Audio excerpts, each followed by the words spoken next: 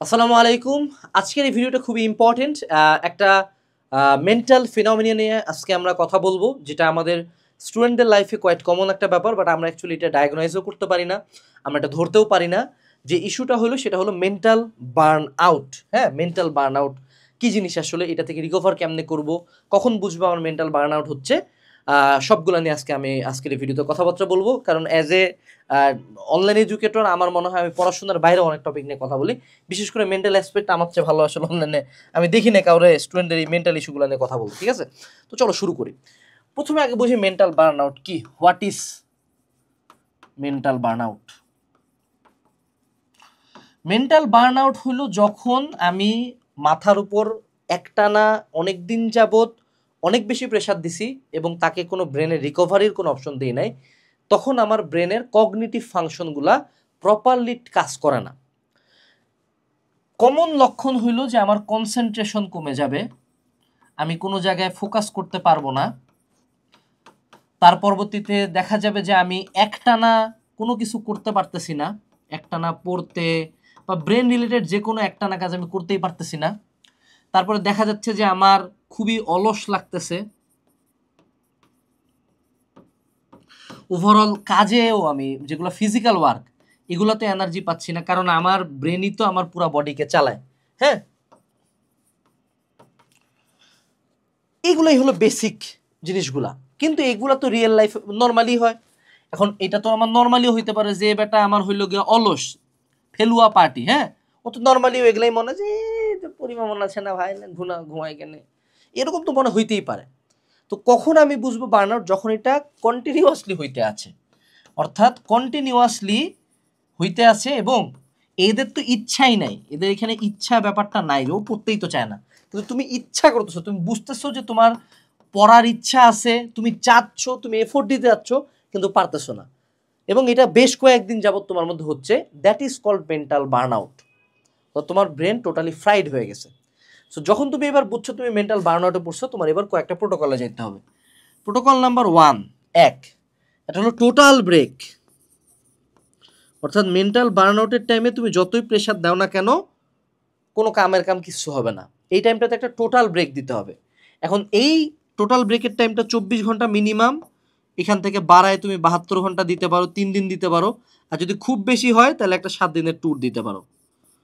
ঠিক আছে, এটা যদি যদি তোমার হাতে টাইম থাকে, ডিপেন্ডিং অন দ্য টাইম, যেমন ধরো তোমার 1 সপ্তাহ পরে পরীক্ষা, তখন তো তুমি 7 দিনের ট্যুর দিবা না নিঃসন্দেহে, তখন তুমি 24 ঘন্টা একটা ব্রেক নিবা। বা ধরো তোমার এবার 2 মাস পরে পরীক্ষা, তখন তুমি একটা 7 দিনের ট্যুর দিতেই পারো, বাট তুমি একটা টোটাল ব্রেক নিবা। এই টোটাল ব্রেক টাইমে তুমি ব্রেনে প্রেশার দেয় এমন কোনো একটা সিঙ্গেল কাজ করবা না, মানে না কোনো ম্যাথ সলভ, না কোনো প্ল্যানিং, না কোনো প্রোগ্রামিং, না কোনো পড়াশোনা রিলেটেড মেসেজ দেখা, না কোনো গ্রুপে ঢু মারা পড়াশোনা রিলেটেড, কিচ্ছু না, নাথিং। তোমার জাস্ট ফুল রিল্যাক্স মুডে এনজয় করবা, ফুল এনজয়, পড়াশোনা লাইফ নিয়ে চিন্তাই করবা না, ব্রেনকে ফুল রিকভারি দিতে হবে। আরেকটা, সেটা হলো ডোপামিন ডিটক্স। দেখো, আমাদের ব্রেন তো কন্টিনিউয়াসলি ফ্রাই হয়ে যাচ্ছে, ফোন চালানোর কারণে কিন্তু ব্রেন কন্টিনিউয়াস ফোন চালাও, ব্রেন কিন্তু একটা পর্যায়ে ডোপামিনের কারণে ফ্রাই হয়ে গেছে, টোটাল একদম ব্রেন কিন্তু ফাক্ট। এই কারণে তুমি চাইলে তোমার স্ক্রিন টাইমটা এই টাইমটাতে একটু কমাইতে পারো। স্ক্রিন টাইম কমানো বলতে তুমি মুভি দেখতে পারো, আমি মুভি দেখা সাজেস্ট করবো, সিরিজ দেখা সাজেস্ট করবো, কিন্তু এই যে এই স্ক্রলটা, মানে প্রতি 3 সেকেন্ড অন্তর অন্তর একটা ডিফারেন্ট কিছু দেখা, আরও ডোপামিন, একটা মুভি দেখলে তো কনস্ট্যান্টলি ডোপামিন পাইতেছি না, ভাল লাগবে, কিন্তু এই অ্যাপ একবার, এই অ্যাপ একবার, এই অ্যাপ একবার, এটা ব্রেনের উপরে প্রেশার ফেলে। আচ্ছা, এরপরে দেখো, যখন তুমি বার্ন আউট থেকে ব্যাক করবা, যে তোমার এবার টোটাল হলো রিল্যাক্স করা হয়ে গেছে, কাম ব্যাকের কার্ভটা হবে একটু স্মুথ উপরের দিকে।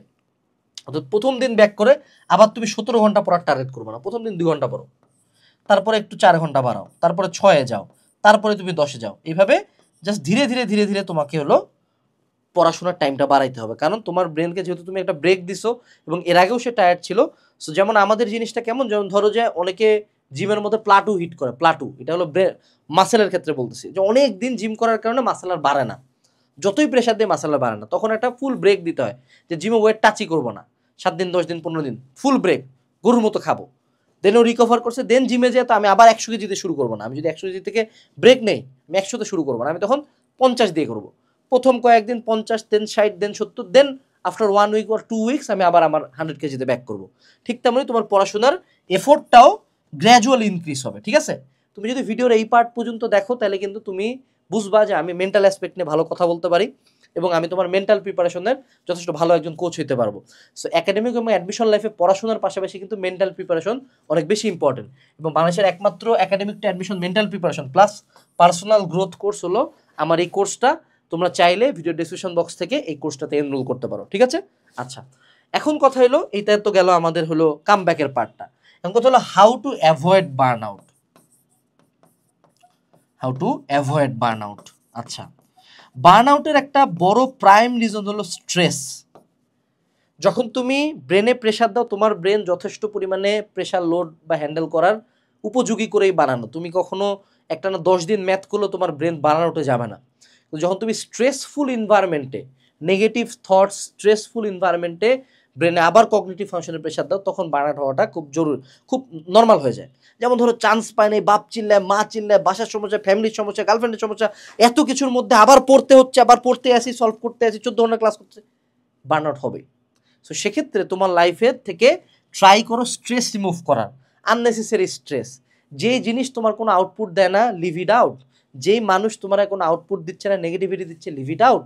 এখান থেকে তুমি যত স্ট্রেস কমাবা তত তোমার জন্য ভালো। গেল দ্বিতীয় যেটা, সেটা হলো পমোডেরো টেকনিক। এটা তো সবাই জানি আমরা, খুবই সিম্পল ব্যাপার যে একটানা অনেকক্ষণ না পড়া। এই যে তোমরা যারা বড় বড় অনেকক্ষণ ধরে ক্লাস করো, এটা তো আলটিমেটলি প্রথম 2 ঘন্টার পরে তোমার ব্রেন কিছু নেয় না, যদিও পরে রিভাইজ করা হয়, কিন্তু প্রথম 2 ঘন্টার পরে অ্যাকচুয়ালি কিছুই নেয় না। তো সেক্ষেত্রে তুমি পমোডেরো টেকনিকটা ফলো করতে পারো।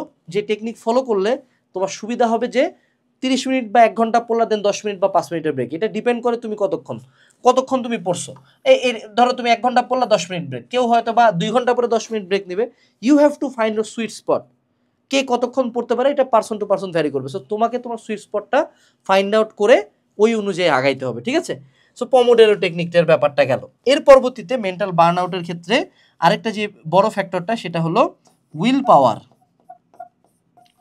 দেখো, আমার এই ভিডিওটা বানানোর ফলে তুমি যদি ভাবো যে তুমি একটা লুজার, লিটারালি ফোনে প্রতিদিন 10 ঘন্টার উপরে স্ক্রিন টাইম তোমার, তুমি অ্যাকচুয়ালি পড়াশোনা করো না, পড়াশোনা তোমার ইচ্ছাও নাই, তোমার রেজাল্ট খারাপ, তুমি you are a disgrace to your family, তুমি যদি এখন এই ভিডিওটা দেখে ভাবো যে হ্যাঁ আমি তো মনে হয় মেন্টাল বার্ন আউট, এমন না। ভিডিওটা স্পেসিফিক্যালি বানানো যাদের মেন্টাল বার্ন আউট হয়েছে, ওইটা কখনো এমন না যে ভালো লাগতেছে না, ওটা হলে একদম পারবোই না করতে, ঠিক আছে? সো তুমি যাতে এরকম কখনো এই ভিডিও থেকে এই বার্তা যাতে কখনো না পাও যে কিছু হইলেই মেন্টাল বার্ন আউট, এটাই ভিডিওর লক্ষ্য না। তোমাদের অনেকের ক্ষেত্রে দেখা যায় যে যেটা তোমার মেন্টাল বার্ন আউট না, তুমি এটাকে সিউডো মেন্টাল বার্ন আউট বলতে পারো। হ্যাঁ, সিউডো, যে ফেক, তুমি একটা প্রিটেন্ড করতেছো তোমার মেন্টাল বার্ন আউটের, যে তোমার 2 দিন পরে এক্সাম, তুমি এখন একটা নাটক করতেছে, ভালো লাগতেছে না, আমার মনে হয় মেন্টাল বার্ন, এরকম নাটক করবা না।